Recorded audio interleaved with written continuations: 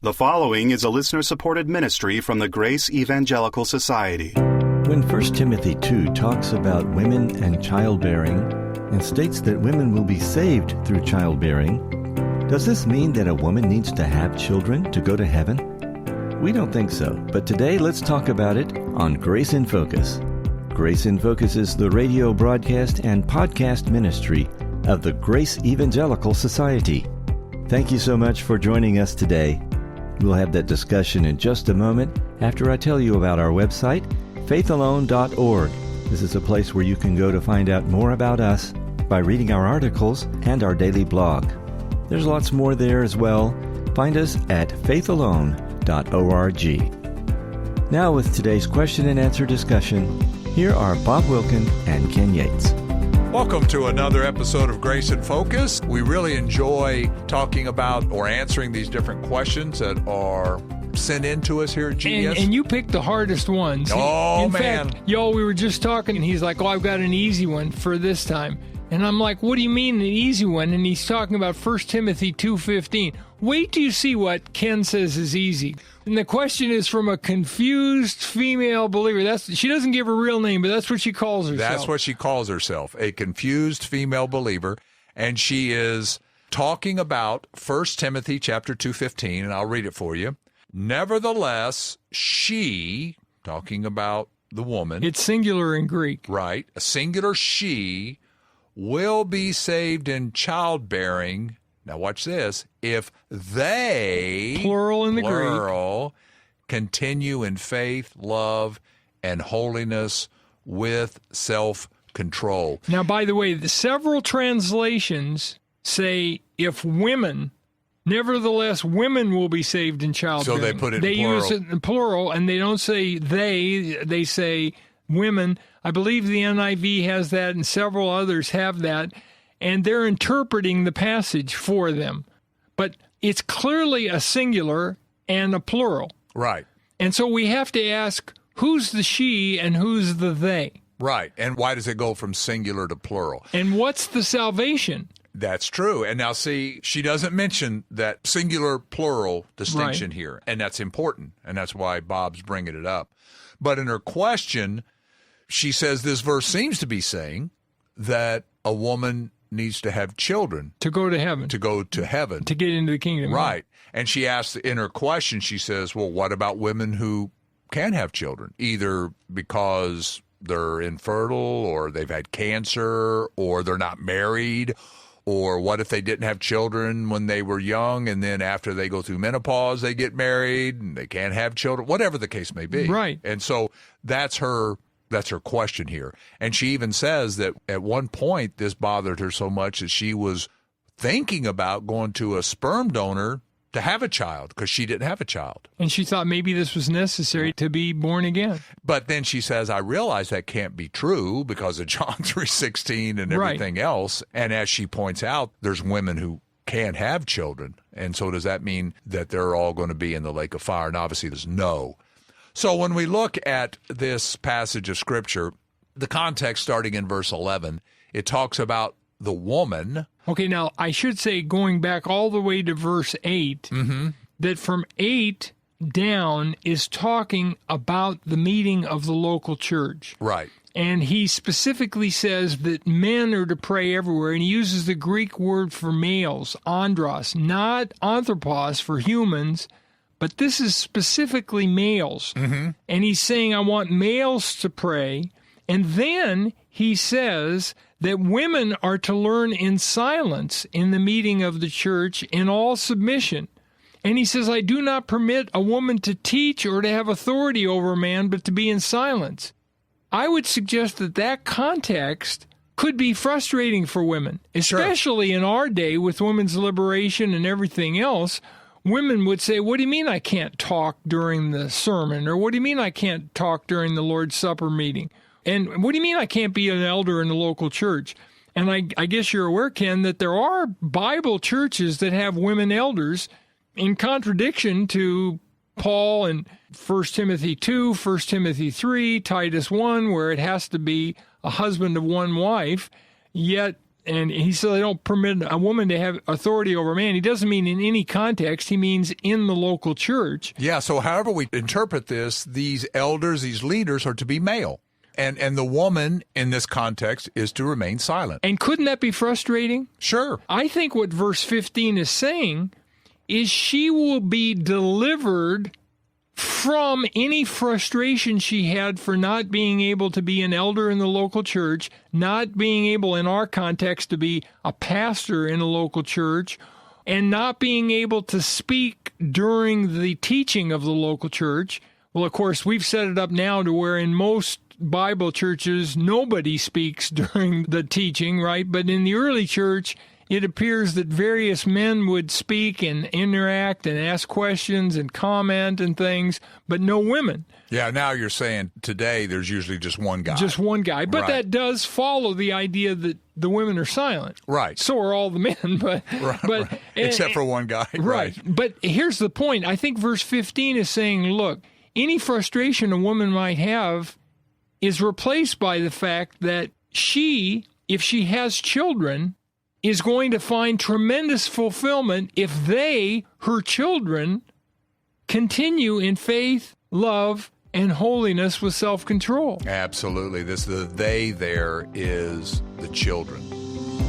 Please plan to join us at Camp Copus in Denton, Texas. The Grace Evangelical Society's 2024 National Conference is May the 20th through the 23rd. Good fun, wonderful fellowship, recreational opportunities for the younger ones and the older ones, great teaching on the theme of free grace in the epistles of Peter. There's VBS for kids too. More information and online registration now at faithalone.org/events. That's faithalone.org/events. Please come and join us. And I remember the story about Susanna Wesley. You ever hear that story? Mm-mm. That she had 19 children. Oh, I did know she had a bunch of kids. And she spent an hour every week with all 19 children. And 2 of her children were John Wesley and Charles Wesley. And they had a tremendous influence in evangelical hymnody and also preaching. And an argument could be made that their success was directly related to their mother spending so much time with them. Yeah, so what we got here is, let's say you have a woman in the church who she knows the scriptures. Right. How frustrating would it be for her to say, man, I know it better than these guys do. And I got to listen to them. Yeah, I'm listening to them. And particularly if it's a younger guy who's learning the ropes or whatever, learning how to teach or growing. And it's like, I could do a better job. And I think you're absolutely right, Bob. She is going to be saved from the frustration. How about this?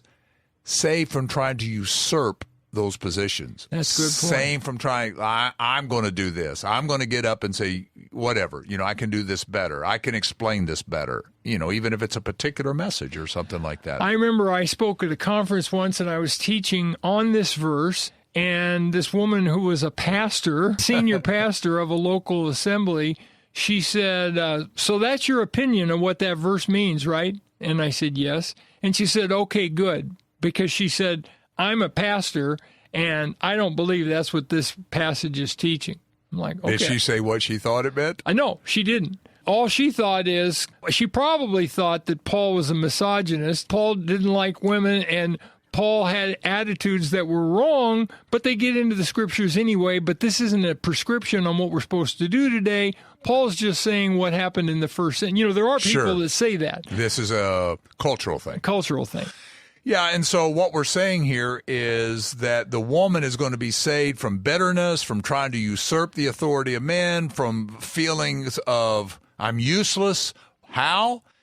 By teaching her children. And she's raising up the next generation of Christian leaders, right? Yes, and you take a godly mother, the impact she can have on those children. And I will tell you that a godly mother is going to have a greater impact on those children than the elders of that church is. That's right. At least when they're young, in the formative years. That's right. And so Paul is saying, here is where you have your teaching ministry, and what a indispensable teaching ministry it is. And she finds her satisfaction, her fulfillment when she sees those children continue in faith, love, holiness, and self-control. And she can look at them and say, I had a big part of that. And by the way, Reformed Calvinists use this verse to say that women are saved in childbearing, with childbearing being kind of a metaphor for what they're supposed to do in life. They're supposed to,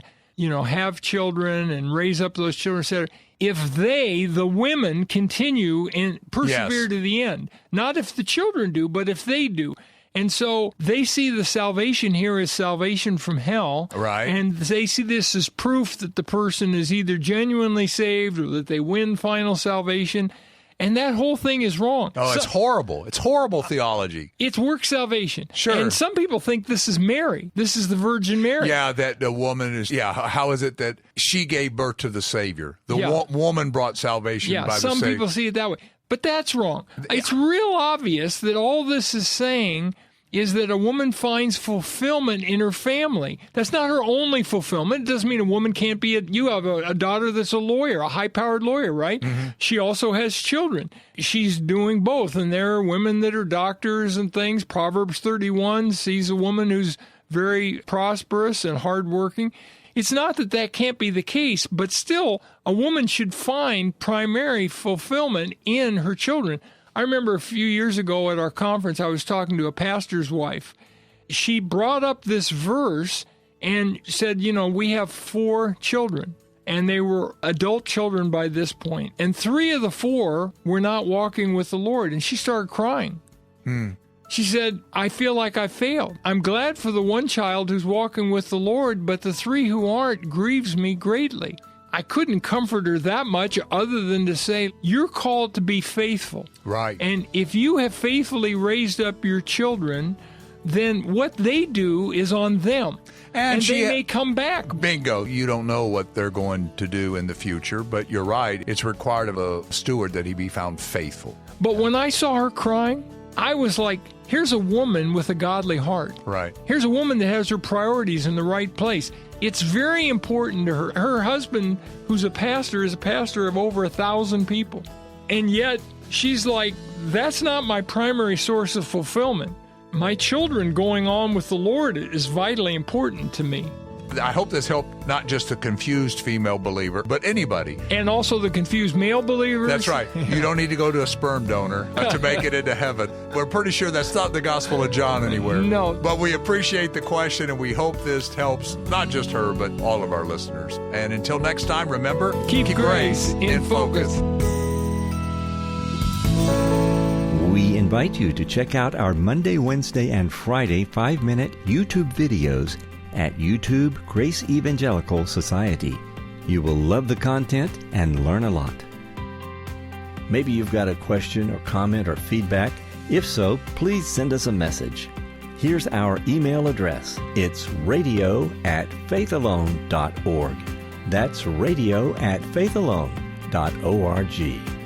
Please make sure your question is as succinct and clear as possible. That would be a great big help.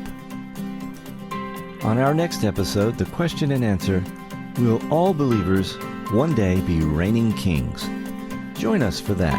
And until then, let's keep grace in focus.